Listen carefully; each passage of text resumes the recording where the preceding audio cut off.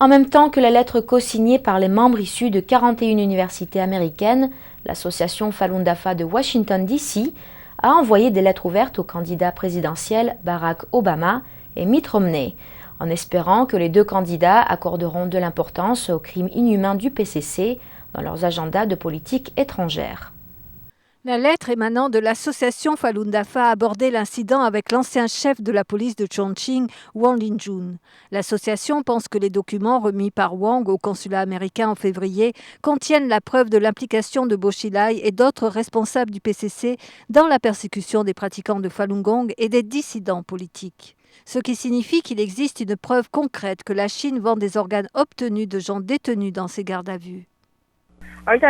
Les États-Unis abordent un tournant historique. L'élection présidentielle en novembre déterminera le nouveau président et l'agenda du nouveau président pour la future administration déterminera la future direction des États-Unis. Les prochains débats présidentiels se focaliseront sur la politique étrangère et ceci montre que les Américains ont réalisé l'importance de la politique étrangère pour les États-Unis. Nous sommes extrêmement désolés que les deux candidats n'aient pas pris position sur la question majeure du crime de collecte d'organes de pratiquants de Falun Gong de leur vivant par les autorités communistes.